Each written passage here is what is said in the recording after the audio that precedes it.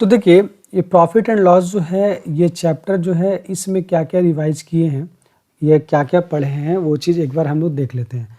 तो सबसे पहले प्रॉफिट या लॉस, ये दो चीज़ यहाँ पे देखना है, या तो प्रॉफिट या तो लॉस। तो प्रॉफिट हो या लॉस हो, ये हमको तभी पता चल पाएगा जब हमारे पास दो वैल्यू पता होगा।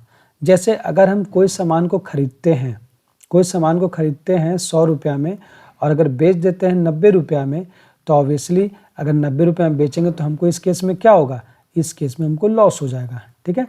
तो और अगर हम 100 रुपये में खरीदते हैं और उसको बेच देंगे 150 रुपया में, तो हमको इस केस में क्या होगा, प्रॉफिट होगा। तो देखिए ये जो टॉपिक है प्रॉफिट या लॉस, ये तभी हमको आ पा रहा है, तभी हमसे ये क्लियर हो पा रहा है जब हमारे पास दो वैल्यू होना चाहिए, एक यहाँ 190 देखें और एक 100 यहाँ और 150 देखें। यानी कि अगर दो चीज़ पता रहेगा तब हम लॉस और प्रॉफिट निकाल सकते हैं। तो वो दो चीज़ क्या क्या होना चाहिए, तो सबसे पहले हम यहाँ बताएं 100 रुपये में खरीदे हैं, तो खरीदारी का रेट होता है, यानी कि कॉस्ट प्राइस हमको पता होना चाहिए, ठीक है। इसके अलावा दूसरा वैल्यू जो होता है, हमको सेलिंग प्राइस पता होना चाहिए, ठीक है। अगर ये दो चीज़ हमको पता है तो हम लोग कोई भी चीज़ निकाल लेंगे। तो देखिए अगर हम मेरा खरीदारी 100 रुपया है और 90 रुपये में बेच दिए, तो क्या हो गया, सेलिंग प्राइस कम हो गया। तो ये ध्यान रखना, सेलिंग प्राइस अगर कॉस्ट प्राइस अगर ज़्यादा होगा सेलिंग प्राइस से, तो हमको इस केस में लॉस होगा, और अगर हमारे पास सेलिंग प्राइस ज़्यादा होगा कॉस्ट प्राइस से, तो इस केस में हमको क्या होगा, प्रॉफिट होगा। तो यहाँ से एक फॉर्मूला निकलता है, प्रॉफिट का क्या आ जाएगा, profit is equal to, selling price ज़्यादा है तो आगे रखेंगे तो selling price minus cost price, और अगर लॉस हमको निकालना है तो क्या लिखेंगे, cost price minus selling price. तो ये तुम्हारा यहाँ से फॉर्मूला निकल के आया है, ठीक है। और इसके बाद क्या है कि हम लोग को प्रॉफिट और लॉस तो दिख गया, लेकिन यहाँ पे पूछ देगा प्रॉफिट परसेंट, यानी कितना परसेंट प्रॉफिट हुआ। तो ये चीज़ भी निकालने के लिए क्या पता होना चाहिए कि हम लोग को प्रॉफिट पता होना चाहिए, ठीक है। प्रॉफिट और डिवाइड करें किससे, यानी कोई भी चीज़ प्रॉफिट हो रहा है या नुकसान हो रहा है, देखो यहाँ पर ये प्रॉफिट हो रहा है इस केस में और इस केस में लॉस हो रहा है, ठीक है। लेकिन ये दोनों प्रॉफिट या लॉस तभी हो पा रहा है जब हम एक चीज़ से कंपेयर कर रहे हैं, जो कि यहाँ पे 100 है, तो 100 क्या है, कॉस्ट प्राइस, ये 100 क्या है, कॉस्ट प्राइस। अगर कॉस्ट प्राइस पता है अच्छा से, तब हम उसी के अनुसार निकाल पाते हैं कि प्रॉफिट हो रहा है या लॉस हो रहा है। तो इसलिए प्रॉफिट परसेंट जब भी निकालेंगे तो नीचे हम रखेंगे हमेशा कॉस्ट प्राइस, और ये फ्रैक्शन वैल्यू है तो इसको 100 से परसेंट में कन्वर्ट कर देंगे। उसी तरह लॉस जो होगा तो क्या करेंगे, लॉस परसेंट निकालना तो लॉस इंटू 100/CP करना होगा, ये चीज़ ध्यान रखना है, ठीक है। बस इतना ही तो छोटा सा चीज़ जो है प्रॉफिट लॉस में है, बस ये चीज़ देखना है। बस पहला कि कॉस्ट प्राइस बड़ा है या सेलिंग प्राइस बड़ा है, अगर कॉस्ट प्राइस बड़ा होगा तो लॉस होगा, सेलिंग प्राइस बड़ा होगा तो प्रॉफिट होगा, बस ये चीज़ देखना है। जैसे हम एक एग्जांपल देते हैं, जैसे सेलिंग प्राइस क्या दिया हुआ है, ₹1000 और कॉस्ट प्राइस दिया हुआ है ₹1080, ठीक है। तो हमको पता करना है कि ये कॉस्ट प्राइस या सेलिंग प्राइस दे दिया है तो हमको क्या हो रहा है, लॉस हो रहा है या प्रॉफिट हो रहा है, ये चीज़ हमको पता करना है। तो देखो हम क्या बोले कि लॉस हो चाहे प्रॉफिट हो, तो हमको सबसे पहले गौर करना है कॉस्ट प्राइस, यानी खरीदारी पता रहेगा तब पता तुम्हारा चलेगा कि ये लॉस हो रहा है या प्रॉफिट हो रहा है। तो देखो हम खरीद रहे हैं 1080 में और बेच दे रहे हैं कितना में, 1000 में, तो बताओ खरीदेंगे 1080 में और बेच देंगे 1000 में, तो क्या होगा, लॉस होगा या प्रॉफिट होगा, ठीक है। तो ऑब्वियसली लॉस होगा। तो यहाँ कंडीशन के हिसाब से भी देख लो कि इसमें क्या बड़ा है, कॉस्ट प्राइस बड़ा है, तो कॉस्ट प्राइस बड़ा होगा तो क्या होगा, लॉस होगा। तो देखो यहाँ पर लॉस इज इक्वल टू लिखेंगे क्या, cost price minus selling price. तो कॉस्ट प्राइस क्या है, ₹1080 और माइनस ₹1000, तो कितना आ जाएगा, घटाएंगे तो 80 रुपीज़ आ जाएगा। अब कितना परसेंट लॉस हुआ, तो कितना परसेंट लॉस हुआ तो हम क्या लिखेंगे, उसी तरह लॉस हुआ पहले कितना वो लिखेंगे, 80 बाई किससे, कॉस्ट प्राइस। मतलब कि हम लोग कॉस्ट प्राइस ही एक ऐसा बेसिक वैल्यू है जिससे हम कंपेयर कर पा रहे हैं, यही तो एक वैल्यू है जिससे हमको पता चल पा रहा है कि हमको लॉस हो रहा है कि प्रॉफिट हो रहा है। जैसे मान लो अगर हम तुमसे पूछे कि देखो ना ये एक पेन है मेरे पास, उसको हम बेच दिए 100 रुपया में, तो बताओ क्या वो प्रॉफिट हो रहा है कि लॉस हो रहा है? तो ऑब्वियसली 100 रुपये में बेच दिए हो तो कहाँ से पता चल पाएगा ये प्रॉफिट हो रहा है कि लॉस हो रहा है? जब तक तुम्हारे पास खरीदारी नहीं पता रहेगा, यानी कॉस्ट प्राइस अगर नहीं पता है तो क्या पता चल पाएगा कि 100 रुपये में अगर हम बेच दिए हैं तो ये प्रॉफिट हो रहा है कि लॉस हो रहा है? नहीं पता चलेगा। तो इसलिए ध्यान देना है क्या कि हम लोगों को अगर कोई भी चीज़ प्रॉफिट हो रहा है लॉस हो रहा है तो सीपी हमको पता होगा। लेकिन अगर यहीं पर बोल दें कि अगर कॉस्ट प्राइस मेरा 120 रुपया है और बेच दिए हैं पेन 100 रुपया में, तो तुरंत बोल दो कि हाँ लॉस हो गया, ठीक है। लेकिन अगर हम बोल दिए कि नहीं कॉस्ट प्राइस मेरा 50 रुपया है और बेच दिए 100 रुपया में, तो तुरंत बोलोगे वाह वाह वाह हमको सेलिंग प्राइस हमको ज़्यादा है, यानी कि हमको प्रॉफिट हो रहा है, तुरंत बताओगे। लेकिन अगर हम कोई एक चीज़ देंगे तो उससे हम नहीं निकल पाएगा। तो ये चीज़ ध्यान रखना है कि हम लोग को कॉस्ट प्राइस ही बेसिक चीज़ है जो जिससे हम कंपेयर कर पा रहे हैं कि प्रॉफिट हो रहा है कि लॉस हो रहा है, ठीक है। तो ये चीज़ ध्यान रखना है। तो देखो यहाँ पर कहाँ पर थे, तो यहाँ भी वही चीज़ है, कॉस्ट प्राइस एक बेसिक चीज़ है। 1080 रुपये में खरीदे और 1000 में बेच दिए तो लॉस हो गया। तो लॉस परसेंट निकालेंगे तो क्या जो लॉस हुआ ऊपर 80 और नीचे लिख देंगे क्या किससे, कॉस्ट प्राइस से। तो कॉस्ट प्राइस कितना है 1080 इंटू 100। अब यहाँ से हम सॉल्व कर लेंगे परसेंट वैल्यू, ठीक है। ये चीज़ हम इस तरह ध्यान दे देंगे, ठीक है। तो ज़्यादा कुछ नहीं है, बस हम लोग को ये चीज़ ध्यान रखना है, ठीक है। अब इसको सॉल्व कर लेना है। तो सॉल्व करना है तो इसका आंसर या तो अगर कटता है तो ठीक है, नहीं कटता है तो मिक्स फ्रैक्शन में आंसर दे देना।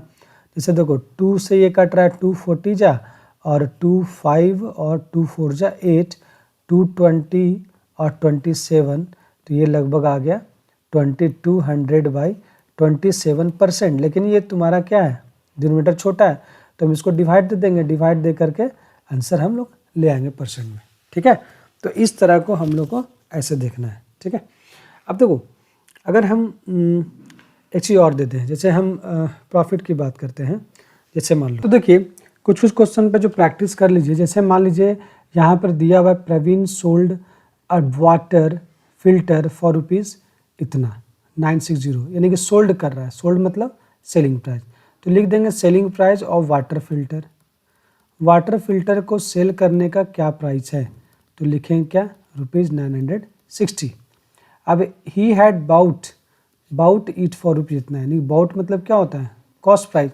तो cost price of water filter क्या हो जाएगा ₹865। अब देखिए 865 रुपये में खरीदा और 960 रुपये में बेच दिया, तो क्या हो रहा है ये जानने सी बात है। 865 में खरीदा 960 में बेच दिया तो प्रॉफिट हुआ। तो ऑब्वियसली यहाँ पर एसपी जो है क्या है, एसपी ग्रेटर दैन सीपी है। तो इस तरह लिखेंगे कि प्रॉफिट होगा, profit is equal to SP minus CP is equal to ₹960 minus ₹865। तो कितना हो जाएगा, ये इधर हो गया 35 और 60 95 रुपया ₹95।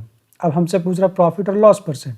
तो प्रॉफिट तो पता चल गया, लेकिन प्रॉफिट परसेंट क्या होता है, तो प्रॉफिट परसेंट वही होता है, फॉर्मूला बताए हैं कि प्रॉफिट बाई नीचे क्या होता है सिर्फ और सिर्फ सीपी इंटू 100। ये ध्यान रखना है, नीचे सिर्फ और सिर्फ सीपी होता है। प्रॉफिट को हो गया 95 बाई कॉस्ट प्राइस क्या हो गया 865 इंटू 100। इसको काटो, 5 1 5 3 6 535 5 15 5 2 0 यानी कि 20, यानी कि इसको हम लोग परसेंट में कर दोगे तो 95 टू जा कितना हो जाएगा 95 टू जा हो जाएगा 190, यानी कि 1900/173%। अब इसको सॉल्व करना, डिवाइड कर देना, इस तरह तुम्हारा आंसर आ जाएगा, ठीक है। डिवाइड कर दो और आंसर आ जाएगा, ठीक है।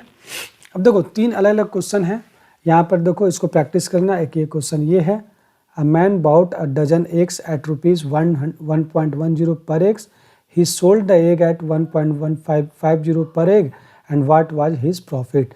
ये क्वेश्चन जो है ठीक उसी तरह बनाना जैसे तुम्हारे पास सारा चीज़ दिया हुआ है, सॉल्व भी करवाए हैं, सब बनाओगे, ठीक है। इसी तरह एक बिजनेसमैन जो है एक अलमीरा को खरीदता है 1800 रुपये में, यानी कि 1800 रुपया में एक अलमीरा को खरीदा और इसमें 50 रुपया भाड़ा लगा दिया, यानी कि 500 इसमें भाड़ा लगा दिया, कितना हो जाएगा 1850।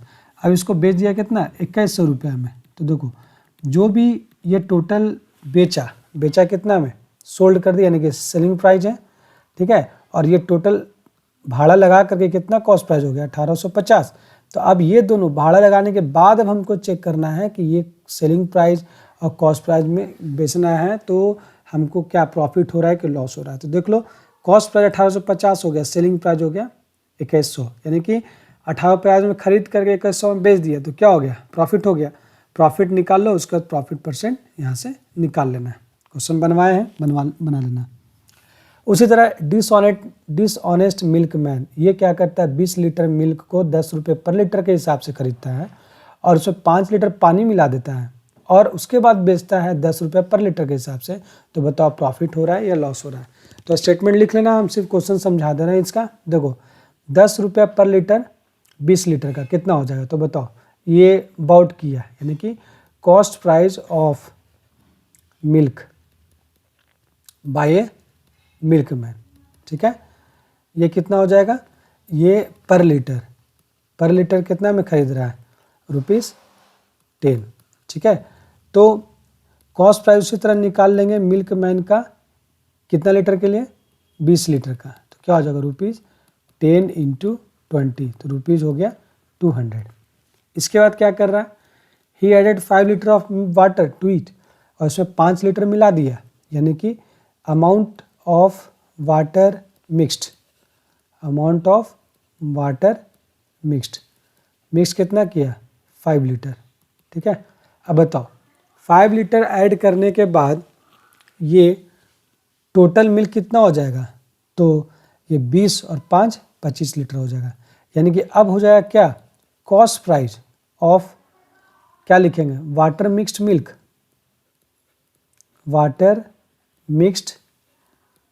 Milk of 20 litre. 20 लीटर अब जो पानी मिल गया है तो उसका क्या रेट हो जाएगा, ₹700, ₹200।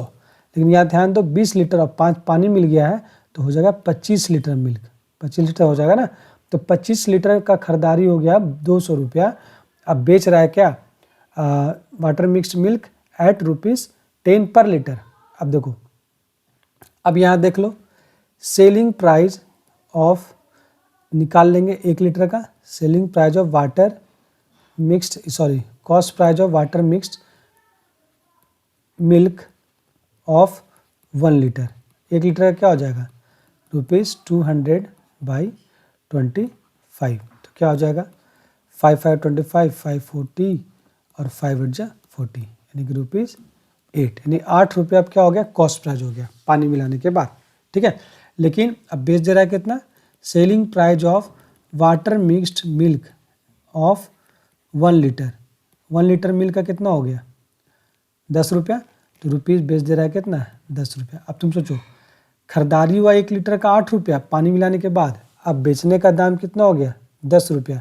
तो सेलिंग प्राइस क्या है यहाँ पर, ज़्यादा है कॉस्ट प्राइस से, तो इसलिए हमको प्रॉफिट होगा। तो प्रॉफिट इज इक्वल टू क्या होगा, SP माइनस CP, यानी कि ₹10 माइनस ₹8 इज इक्वल टू ₹2। तो अब हमको बता दो, प्रॉफिट परसेंट निकालने बोल रहा है, तो प्रॉफिट परसेंट क्या होगा, प्रॉफिट इंटू 100/CP। तो प्रॉफिट होगा 2 और CP कितना आ गया, तो लीटर का ही लिखेंगे, तो लीटर कितना है 8, 2/8 इंटू 100, 24 और 4 25, यानी कि 25% क्या आ गया, प्रॉफिट। ये चीज़ ध्यान देना है। तो इस तरह हम लोग जो है प्रॉफिट एंड लॉस का भी रिवीजन हम लोग कर लिए हैं, ठीक है। तो अच्छे से स्टेटमेंट के साथ एग्जाम में लिखोगे, ये सब जितना भी क्वेश्चन है सारे स्टेटमेंट के साथ लिखोगे, ठीक है। प्रैक्टिस करवा दिए, ये सब क्वेश्चन सारा अच्छे से बनाना है, ठीक है। अब हम लोग बात करते हैं, हमारा नेक्स्ट चैप्टर का रिवीजन है जो कि लाइन, एंगल्स एंड सर्कल्स, ठीक है। तो इस चैप्टर में हम लोग 3 तरह से डिवाइड करते हैं इस चैप्टर को, एक लाइन हो गया, दूसरा एंगल के बारे में पढ़ेंगे और तीसरा सर्कल के बारे में पढ़ेंगे, ठीक है। तो सबसे पहले हम लोग बात करेंगे लाइन के बारे में, ठीक है। तो लाइन जो है, इसमें सबसे पहले हम लाइन तभी बन पाएगा जब हम लोग को पॉइंट के बारे में पता होगा, ठीक है। पॉइंट, तो देखो ये होता है पॉइंट। तो ये पॉइंट को जो डिफाइन करने का मतलब क्या होता है कि कोई भी हम लोग फिगर बनाते हैं तो बिना पॉइंट का नहीं बनाते हैं, ठीक है। यानी कि a point is necessary to for a geometrical figure, ठीक है, बोल सकते हैं। पॉइंट के बाद आता है, इसको हम लोग बोलते हैं रे, ठीक है। तो ये है रे, इसको बोलते हैं। तो इस रे में देखो क्या होता है, सबसे पहले एक एंड पॉइंट होता है, ठीक है। इसके बाद अब यहाँ पर इसको हम लोग बोलते हैं लाइन सेगमेंट, ठीक है। तो लाइन सेगमेंट जो है इसमें कितना एंड पॉइंट होता है, 2 एंड पॉइंट होता है। इसके बाद इसको हम बोलते हैं क्या, लाइन, लाइन बोलते हैं, या तो इसको बोलेंगे स्ट्रेट लाइन, ठीक है। ये 2 चीज़ में से कोई एक चीज़ बोलते हैं। तो देखो ये स्ट्रेट लाइन है कि इसके पास कोई एंड पॉइंट नहीं होता है, ये स्ट्रेट लाइन है, नो एंड पॉइंट होता है, ये ध्यान रखना है, नो एंड पॉइंट, क्योंकि ये दोनों तरफ देखो चलता चला जा रहा है। ये एरो जो है कहाँ जाके रुकेगा नहीं पता, ठीक है। इस रे में एक एरो है, ठीक है। तो ये आपको ध्यान रखना है कि लाइन, पॉइंट, लाइन सेगमेंट, रे, ये पहचानने के लिए आपको सबसे पहले आना चाहिए, ठीक है। जैसे एक कुछ वर्क कर लेते हैं, जैसे हम एक एग्जाम्पल के तौर पे हम इसको बताते हैं कि अगर ये हमारे पास एक लाइन है, ठीक है, इसमें लाइन है, ठीक है, ये है लाइन ए बी, ठीक है, ये है लाइन सी डी, ये लाइन है ई एफ, ये पॉइंट है जी और ये पॉइंट एच। तो देखो यहाँ पर सबसे पहले अगर कोई बोले कि रे का नाम बताओ, ठीक है, रे, तो रे क्या हो गया, एक रे दिख रहा है जी एफ, जी एफ रे हो गया और इसके ऊपर ऐसे लिख देना है, ठीक है। यहाँ जी बी भी क्या हो गया, एक रे हो गया, ठीक है, इसके ऊपर ऐसे बना देना है। एच डी भी क्या हो गया, एच डी भी एक रे हो गया, इसके ऊपर ऐसे बना देना है। एच ई भी रे हो गया, इसके ऊपर भी ऐसे बना देना है। एच सी भी हो गया, रे हो गया, इसके ऊपर ऐसे बना देना है। और जी ए भी क्या हो गया, एक रे हो गया, इसके ऊपर ऐसे बना देना है, ठीक है। अब तुमसे बोला जाए यहाँ पर कि लाइन सेगमेंट क्या है, लाइन सेगमेंट इसमें ढूंढो। तो यहाँ लाइन सेगमेंट दिख रहा है, लाइन सेगमेंट ऐसा होता है, 2 एंड पॉइंट। तो यहाँ देखो एक लाइन यहाँ पॉइंट है, एक पॉइंट यहाँ है, तो जी एच क्या हो गया, एक जी एच लाइन सेगमेंट हो गया, जिसके ऊपर हम लोग ऐसे बना देंगे, ठीक है। और तो इसके अलावा कुछ नहीं दिख रहा है। अब बोलेगा लाइन, लाइन बनाओ कितना है, तो देखो लाइन ए बी हो गया, तो ए बी पूरा हो गया लाइन, तो इसके ऊपर हम ऐसे बना देंगे। इसके अलावा सी डी भी लाइन हो गया, इसके ऊपर ऐसे बना देंगे। और ई एफ भी लाइन हो गया, इसके ऊपर ऐसे बना देंगे, ये ध्यान देना है, ठीक है। और बात रहा पॉइंट का, तो पॉइंट यहाँ पर ए भी पॉइंट है, बी भी पॉइंट है, जी भी पॉइंट है, एच भी है, सी है, डी है, ई है और एफ, ये सब सारा पॉइंट है। तो इतना जो हो गया लाइन में क्वेश्चन, इससे ज़्यादा नहीं आता है, ठीक है, और आपको पढ़ना भी नहीं इससे ज़्यादा है। अब लोग बात करेंगे एंगल का। तो देखो एंगल, तो एंगल को बनाने के लिए हमारे पास क्या होना चाहिए, 2 ठो रे होना चाहिए, ठीक है। ये रे है, मानते ये रे है ओ ए और एक रे है ओ बी, तो ये रे है, ठीक है। इसको हम आर्म भी बोलते हैं, ठीक है। तो एक रे, एंगल को बनाने के लिए 2 रे का जरूरत है। और इस एंगल को क्या लिखेंगे, एंगल को लिखने का तरीका होता है ऐसे, और या तो ए ओ बी, अगर देखो ये बीच में एंगल आ गया ना, तो इसलिए या तो हम ए ओ बी ऐसे जाएंगे इस तरह, या तो हम इस तरह जाएंगे, ठीक है। तो ये ध्यान देना है कि स्टार्टिंग में क्या आता है, ए अल्फ़ाबेट में आता है या पी आता है, तो ए आता है, इसलिए हम लिखते हैं ए ओ बी, प्रीफर इसको ज़्यादा करते हैं, ठीक है। तो एंगल को लिखने के लिए हम लोग ए ओ बी लिखेंगे, ठीक है। अब देखो, अब एंगल जो होता है वो भी हम पॉजिटिव एंगल, निगेटिव एंगल होता है, ये भी बताए थे कि पॉजिटिव एंगल कब होगा, जब ये रे मान लो एक ठो रे ऐसे है और एक रे ऐसे है, और अगर ये रे जो है, अगर ये रे इस तरह घूमता है, इस तरह घूमता है, तो इसको बोलते हैं एंटी क्लॉकवाइज, एंटी क्लॉकवाइज। तो अगर एंटी क्लॉकवाइज घूमेगा तो हमको बनेगा पॉजिटिव एंगल, क्या बनेगा, पॉजिटिव एंगल। और अगर मान लो ये रे जो है इस तरह घूमता है, एरो देखो दिए हुए हैं, इस तरह घूम रहा है, तो ये क्लॉकवाइज डायरेक्शन हो गया, क्या हो गया, क्लॉकवाइज। तो अगर क्लॉकवाइज घूमता है तो ये हमको क्या बनाएगा, निगेटिव एंगल। तो ये चीज़ ध्यान देना है कि एंगल 2 तरह का होता है, पॉजिटिव और निगेटिव दोनों, ठीक है, ये ध्यान रखना। अब एंगल जो होता है बहुत तरह का होता है, एक्यूट एंगल, ऑब्ट्यूस एंगल, ठीक है, रिफ्लेक्स एंगल, स्ट्रेट एंगल, बस मारे हैं। इसके बाद जो होता है राइट एंगल, राइट एंगल ये होता है। इसके अलावा क्या होता है, कम्प्लीमेंट्री एंगल, कम्प्लीमेंट्री, इसके अलावा होता है सप्लीमेंट्री। ये सब तरह का एंगल होता है जो कि आपको डिफिनेशन के तौर पर पूछा सकता है या आपको देखना भी पड़ेगा, ठीक है। जैसे मान लेते हैं कि यहाँ पर एक बार देख लीजिए, रिवाइज कर लीजिए क्या है सारा एंगल। तो हम बता चुके हैं कि अगर एंगल ये 0 डिग्री होता है, ये 90 डिग्री होता है, ये 180 डिग्री होता है, ये होता है 270 डिग्री होता है, और ये 360 डिग्री भी इसको कहते हैं, ठीक है। तो अगर 0 से ज़्यादा हो और 90 से कम हो तो इसको बोलते हैं क्या, एक्यूट एंगल।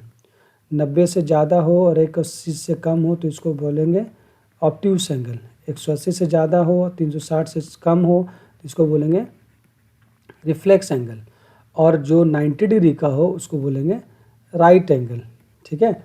ये चीज़ ध्यान रखना है। तो ये पूरा हो गया, ठीक है। अब यहाँ पर कम्प्लीमेंट्री एंगल की बात करते हैं। तो कम्प्लीमेंट्री यानी कम्प्लीमेंट्री का मतलब होता है two angle are said to be complementary, two angle are said to be complementary if their sum कितना होना चाहिए, if their sum is 90 degree. अगर दो एंगल का सम 90 डिग्री हो जाता है तो उसको हम कम्प्लीमेंट्री एंगल कहते हैं। जैसे मान लो कि अगर मेरे पास दो एंगल इस तरह है, अगर 10 डिग्री है और दूसरा 80 डिग्री है, ठीक है।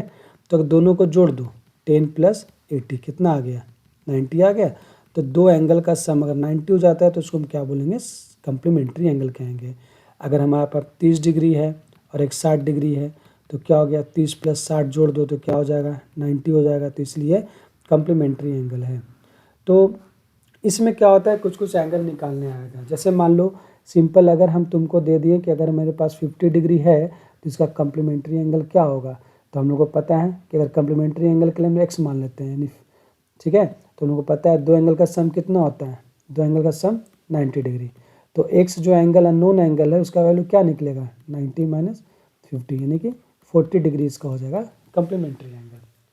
इस तरह जो है कम्प्लीमेंट्री दिया रहेगा, तुमसे पूछेगा। जैसे मान लो अगर बोलेंगे कि क्या 20 डिग्री और 60 डिग्री क्या कम्प्लीमेंट्री है, तो चेक करके देखो कम्प्लीमेंट्री का डेफिनेशन क्या होता है, दो एंगल का सम 90, तो 20 और 60 का जोड़ देंगे तो क्या 90 आ रहा है, ये 80 आ रहा है, तो इसलिए कम्प्लीमेंट्री नहीं है। बस में गया।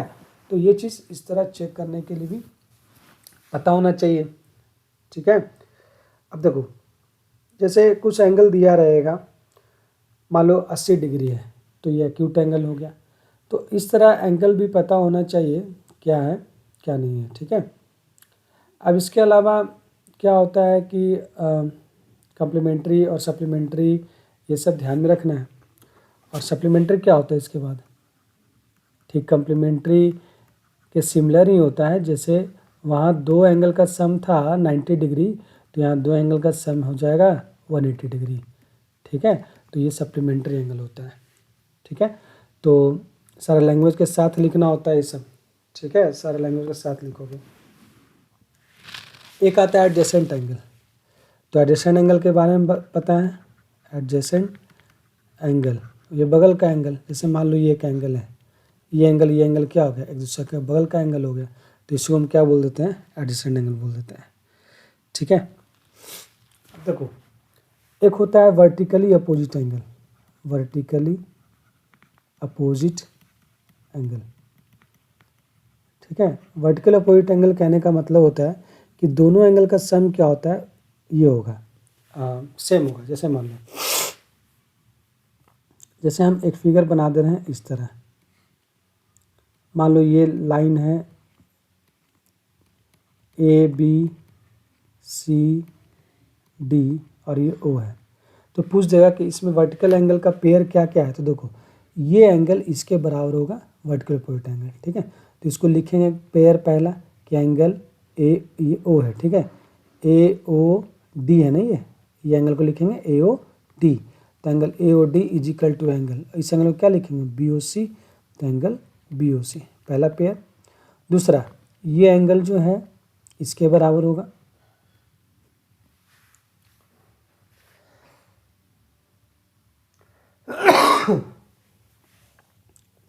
तो ये एंगल इसके बराबर होगा, तो इसका एंगल क्या है, AOC इजिकल टू एंगल, इसको लिखेंगे BOD। तो इस तरह जो है pair angle, vertically opposite angle का पेयर निकालने के लिए आएगा, तो बना देना है, ठीक है। और ये जैसे मान लो एक एग्जांपल और देते हैं, जैसे इस तरह है, ठीक है, ये है और इसमें ऐसे है, ठीक है। मान लेते हैं ये ABCDEFG है, ठीक है। तो देखो ये एंगल इसके बराबर, तो हम क्या लिखेंगे, मान लो ये 30 डिग्री है, तो ये भी क्या होगा, 30 डिग्री हो जाएगा। तो क्या लिख सकते हैं, एंगल, ये एंगल को लिखेंगे ADB, क्योंकि एंगल बीच में है ना, तो लिखेंगे डी को कहाँ रखेंगे, बीच में, तो ADB, और ये किसके बराबर होगा, एंगल FDG। उसी तरह ये एंगल इसके बराबर होगा, ठीक है। तो ये भी लिख देना है, angle BDC is equal to angle, ये हो जाएगा EDF, इस तरह हम लोग लिख देंगे, ठीक है। तो ये एंगल का कॉन्सेप्ट भी खत्म हो गया, ठीक है। अब हम लोग बात करेंगे सर्कल में। तो सर्कल क्या होता है, तो देखो सबसे पहले सर्कल के लिए हम बताए थे तुम लोगों को कि डायमीटर और रेडियस के बीच का रिलेशन, ठीक है। तो हम लोग देखो ये सर्कल जो है, इसका ये रेडियस ये होता है और ये डायमीटर होता है। अगर पूरा कर दिए तो ये क्या हो गया, जो सेंटर से लाइन जाता है ये पूरा, तो ये डायमीटर हो गया, ठीक है। तो डायमीटर और रेडियस को तुम देखो, क्या डायमीटर का आधा रेडियस है या रेडियस का डबल है डायमीटर। तो हम यहाँ से लिख सकते हैं रेडियस इजिकल टू क्या होगा, 2 इंटू ये डायमीटर का आधा होगा, और अगर डायमीटर है तो रेडियस का डबल होगा। तो ये दो रिलेशन तुमको ध्यान में रखना है, इस रिलेशन से क्वेश्चन रह सकता है। जैसे मान लो कि अगर रेडियस दिया हुआ है तुम्हारे पास 20 सेंटीमीटर, तो डायमीटर क्या होगा, ठीक है। तो डायमीटर हमेशा रेडियस का डबल होता है, 2 इंटू रेडियस, 2 इंटू 20 यानी कि 40 सेंटीमीटर होगा। ये चीज़ ध्यान में रखना है, ठीक है। इसके अलावा जैसे मान लो कि सर्कल दिया हुआ है, ये सर्कल है दिया हुआ, जैसे तुम्हारे बुक में है, तो ये सर्कल है, इस सर्कल में बहुत सारा पॉइंट दिया हुआ है। इस पॉइंट में कॉर्ड क्या होता है, सेंटर क्या होता है, डायमीटर क्या होता है, सेमी सर्कल क्या होता है, ये तो बताएं। जैसे मान लो सर्कल है, सेंटर हो गया, ठीक है। डायमीटर क्या हो जाएगा, डायमीटर इस लाइन से क्रॉस करेगा, ठीक है। इसके अलावा कॉर्ड किसको बोलेंगे, कॉर्ड जो होता है इस तरह का लाइन को कॉर्ड कहा जाता है, जो कि डायमीटर को छोड़ के कोई भी लाइन होगा इसके अंदर, वो सब क्या होगा, कॉर्ड कहलाएगा, ठीक है। ये चीज़ तुमको ध्यान रखना है। और डायमीटर जो होता है कॉर्ड का, यानी कि इस डायमीटर को लॉन्गेस्ट कॉर्ड भी कहते हैं, diameter is equal to longest chord, ये सबसे बड़ा कॉर्ड होता है डायमीटर, ठीक है।